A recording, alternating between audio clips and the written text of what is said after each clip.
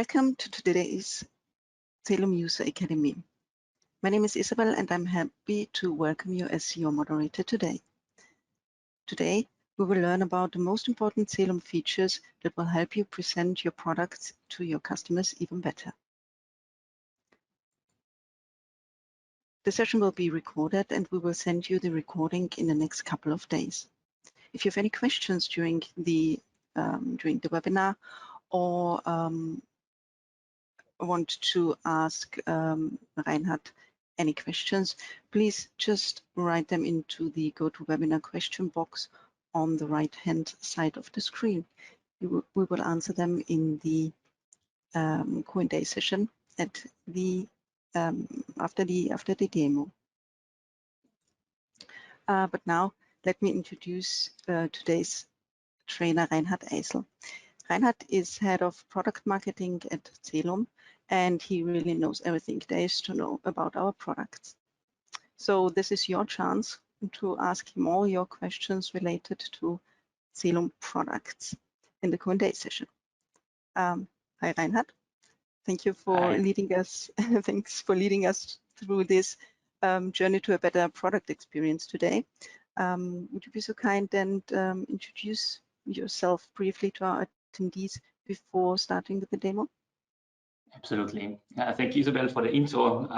Yes, so welcome from my side to this webinar. My name is Reinhard Eisl. I'm with CELUM since 2011. I started in project management and consulted a few of our larger customers, and via pre-sales now transitioned into product management. So I'm heading the product management team, so not the product marketing team. And what I want to do today is to take you through a content journey for better product experience. And for that, let me take the screen.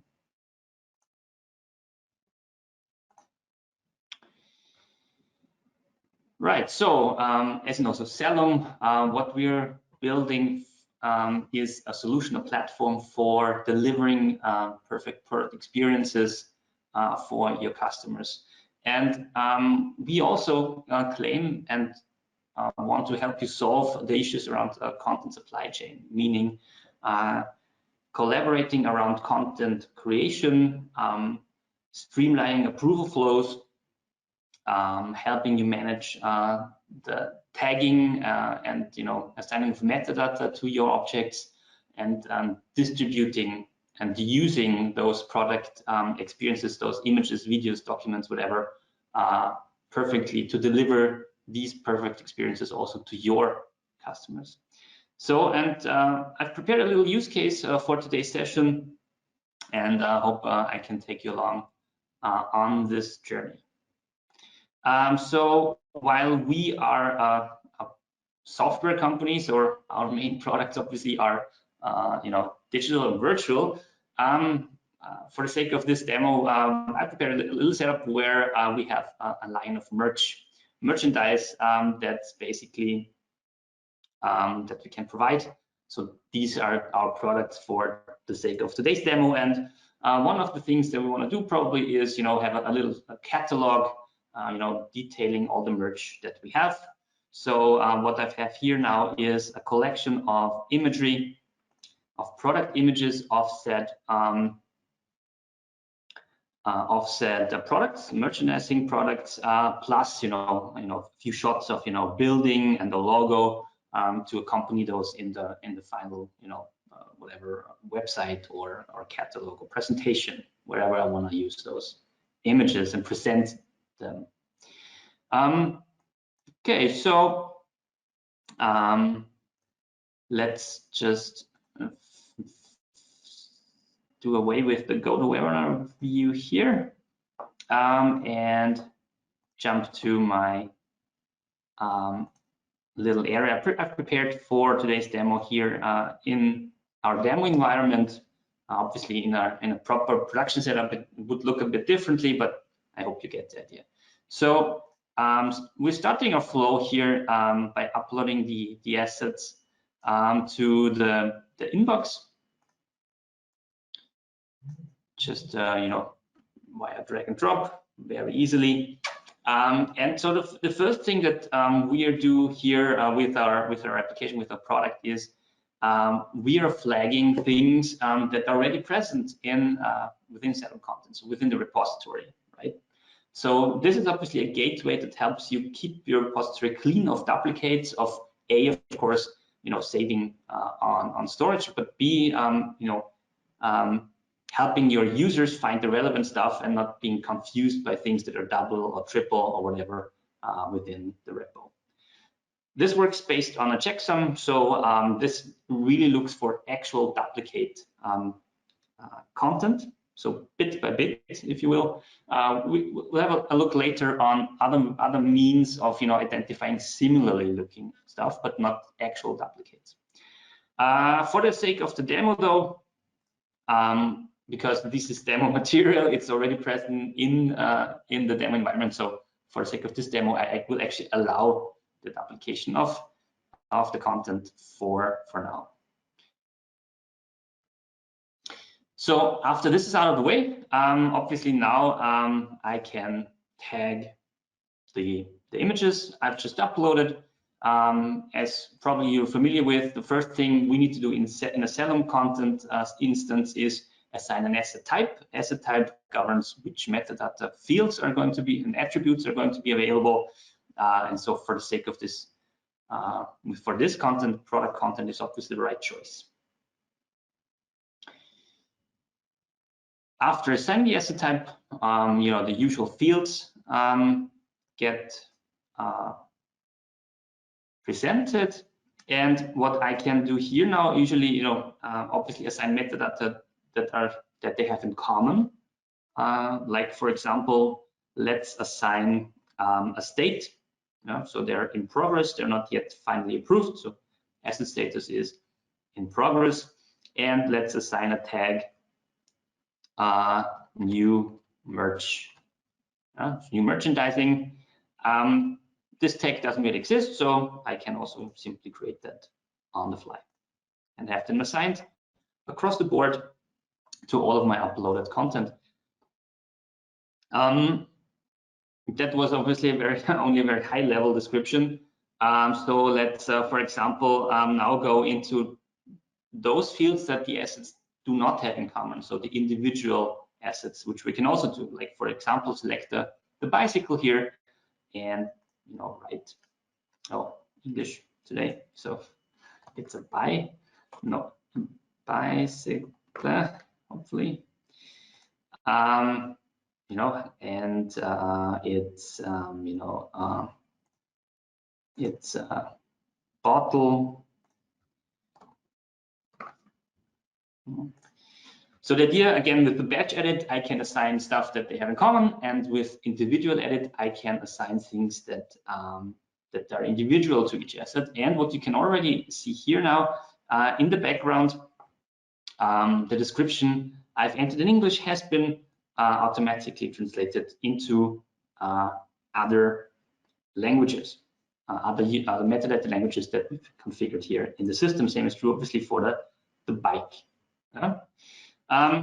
Typically, a human is good at being very specific. So, for example, if you have products that are very similar to each other, obviously KI cannot be really that much of service to you, because humans are still better of identifying very similar looking products, for example. But with KI, we still can aid the content manager here by assigning just more generic terms, search terms or tags for later per use. And this is what we're going to see now when we look at, for example, the bike again. So we now have both the manually entered attributes like asset status and description, but we've also and tag, but we also got now tags that computer generate artificial intelligence sort of has identified for us. And these are like bicycle frame, handlebar, all the things that you can see in the picture to right. But I think also a very important use case here is the caption. So when we look at the caption, a blue bicycle with a blackish black frame, yes, it's near enough. And what this is very relevant for is obviously for making websites and stores accessible. So for each piece of content, visual content that you have, be it images or also video further down the line, we can create a caption as an alternate, description of what people could see in the screen or in the image, so that your websites and shops can be made compliant, with accessibility regulations that might exist and definitely exist in the European Union, right? Okay, so this is how basically we add content to the system. We can upload new stuff very easily by drag and drop, obviously.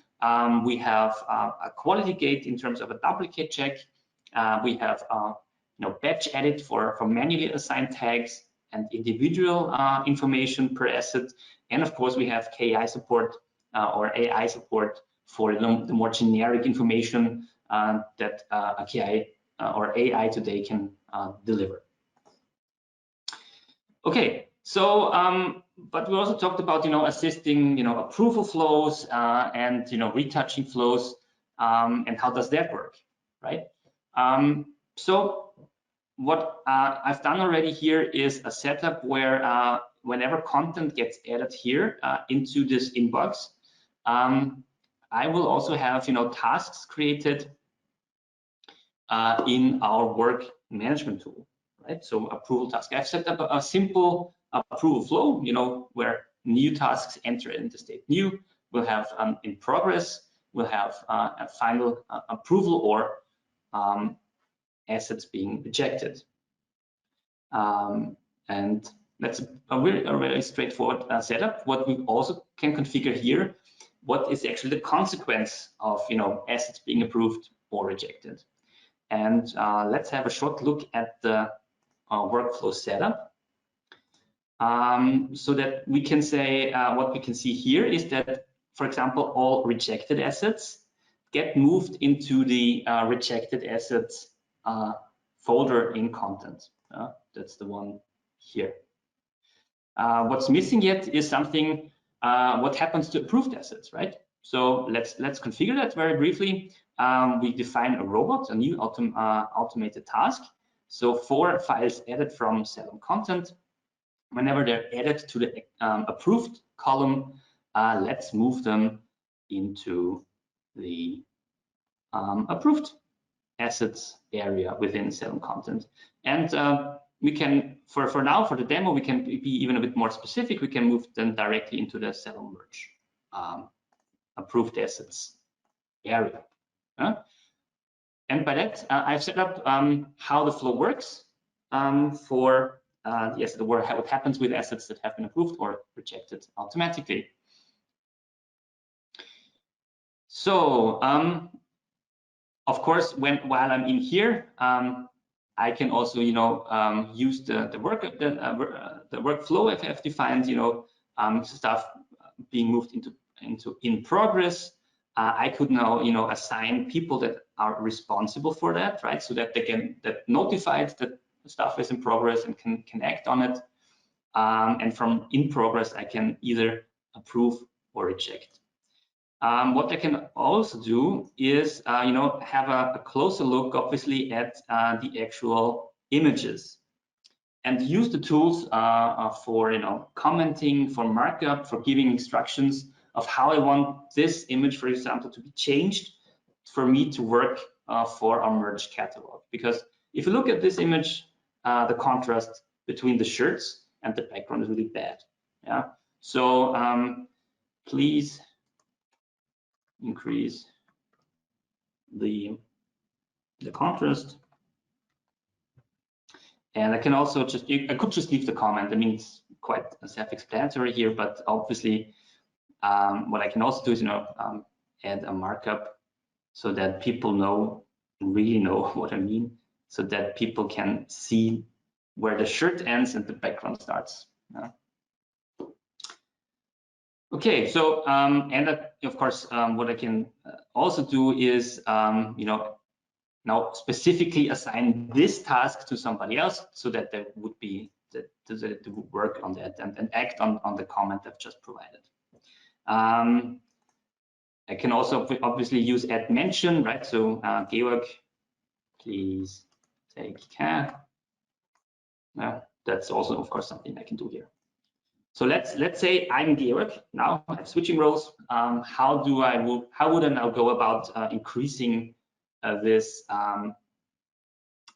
this shirt easily? Yeah. So I could obviously go in, download this from the web browser, and modify it, upload it again, and so on and so forth.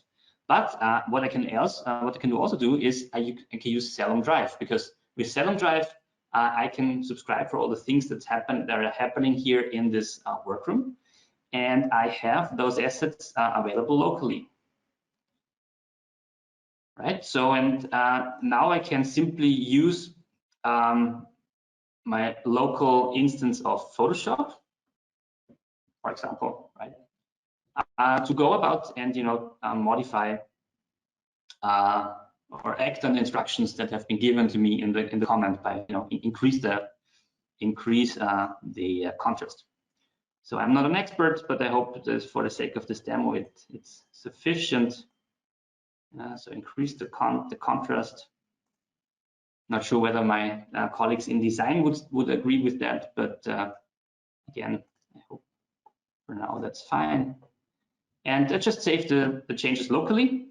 And as you can see, Drive notices this, that this is now out of sync, that changes need to be synced back up to the repository.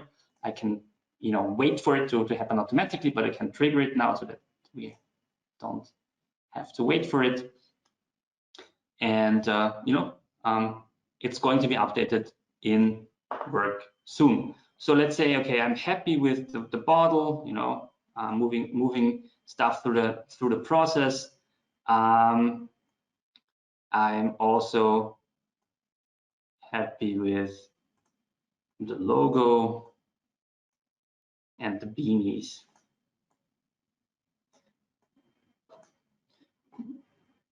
So that's the white one. Here we go.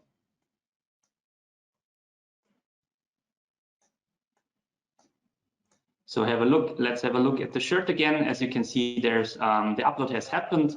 The preview is still being generated, so let's wait for that a second. Here we go. And as you can see here, we now have an updated version with increased contrast, which is now fine, and I can approve. So going back to, let's reject one so that you can also see that. Let's reject the business cards. So here we go.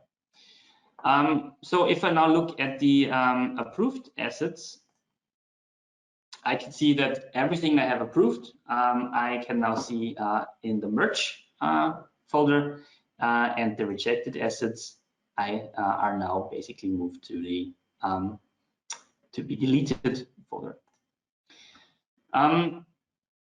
A thing I wanted to show you before, I just have to do that now, is what happens if you're not happy or perfectly happy with the image that has been uploaded here. So for example, yes, you want to have a shot of the building, but not necessarily one of these two.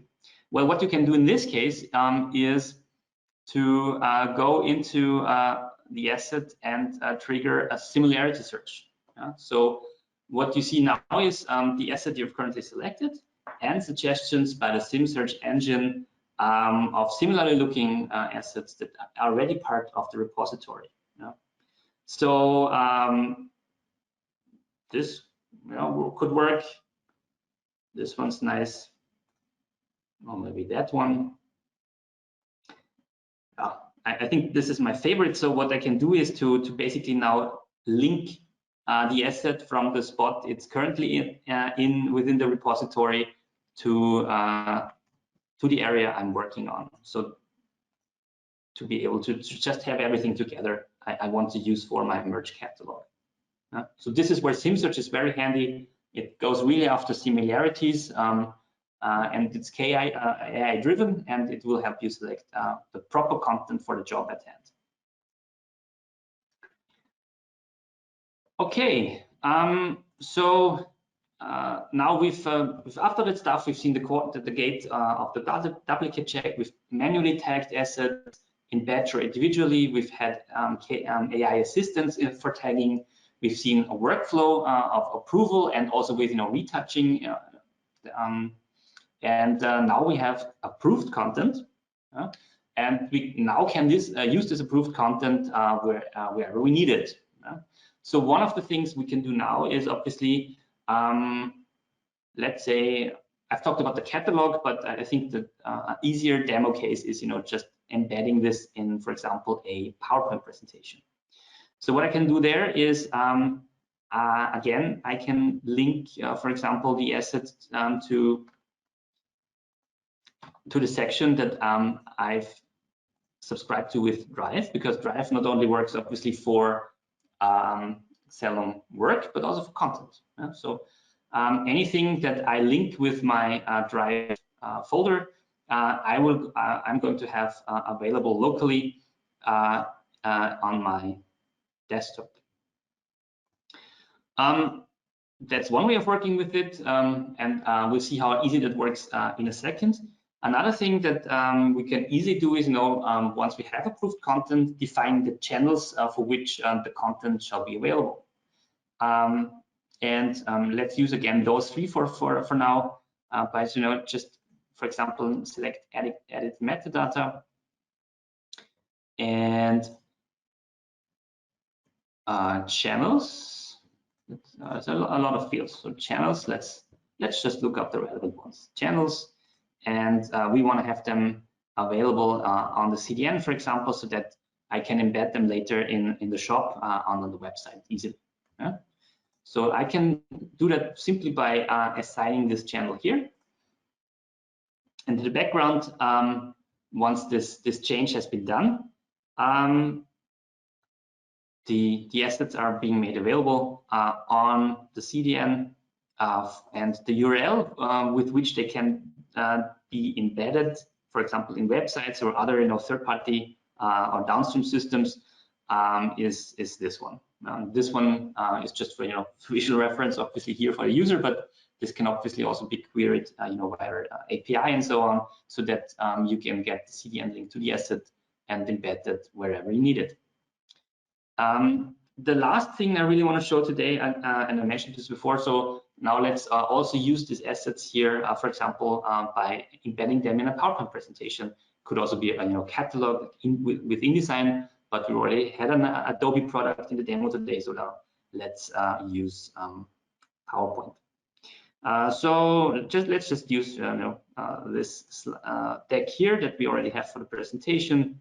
Let's add a new template with 3 placeholders, and in Drive, my Drive, show locally. So this is basically the downsynced content from CELUM, from the content instance by CELUM Drive, and it's just a matter now of screen real estate for me here, but really it's as simple as drag and dropping the images now into the PowerPoint presentation. And done. Yeah, there are many more, integrations. Obviously, Drive is just one way of doing it. We obviously have also now dedicated plugins that work for both the Adobe suite and also Microsoft, the Microsoft Office suite. But Drive is also a very neat way of doing that, with a more lightweight kind of integration, just by the file system and the native OS capabilities. So that would be it for my track today. I hope I've shown you a few things that you didn't know before about CELUM, a platform about work and content, and how we solve problems that you might have in terms of your content supply chain for creating perfect product experiences. We have 5 minutes left, so I guess we can take questions now. Wonderful. As usually, I would just start reading them off as they came along. The first one is related to the AI functionality. Is this included in the standard CELUM product license?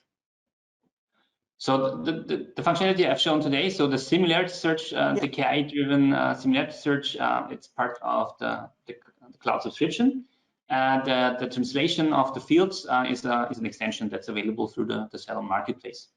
Okay, great. And another one, I'm just going related to the AI. How much effort is it to teach the AI brand-specific terms? Exactly. So that's a very good question, and this is what I tried to get a bit into when I demoed it. So what KI is really good at is this generic kind of things, this which objects are in the image, and also a semantic description that's also working really well already. Training is really a lot of effort, especially if you have products that look very, very similar. Like if you, I don't know, if you produce screws or nails or something like that, or this is really where the expertise of a human is still required most of the cases. So typically we would probably talk about thousands of images that would have been correctly tagged, and then you train the AI, you correct their findings. It's very labor intense, both preparing the sample set and of course training. So this is why KI or AI really works well for doing these more generic kind of things, supporting and the really high level, brain heavy stuff, leave that to the humans for now. Okay. The next question is there a limit to collections of files when using Drive? There is a soft limit, let's say, to because it doesn't really make sense, to synchronize a whole repository with potentially, millions of elements. I think currently it's about 500 objects, but there's a configuration for that. The thing is, it's also about keeping the objects in sync, the data transfer that's required. It makes sense to have to subscribe not for the whole thing, but have a dedicated My Drive like folder and put the stuff in that's relevant to you. Or typically also is a sales enablement use case where for the sellers they subscribe for a structure that contains the latest pricing tables and pricing information and product presentation slide decks, and this is kept in sync for them on their devices. Yeah. That makes sense. Yeah. Is there a way to manage the availability of an asset, e.g., when photo rights expire? Yes, there's a default. The default way is simply using asset availability, which is something that you can govern like this. So, for example, if you know that the rights to the image expire at some point in next year, you can set that up, and when this asset expires by that date, it becomes available only for a very select user group, and for example, no longer on interfaces, let's say. So, for example, this would really, restrict access and usage of this asset after that point in time. It won't delete the asset; it remains available to you, but it will severely restrict who gets access to that asset. Okay. So it means that if the asset is expired, if the expiry date is gone by, it will not be shown on, I don't know, my webshop or my website anymore. Exactly. Okay, great. That's something we can guarantee with that, yes. Okay, great. Well, looking at the time, I think we should stop now. If there are any further questions, we will answer them obviously as usual in writing, and we'll send it together with the recording in the next days. I guess it's going to be tomorrow.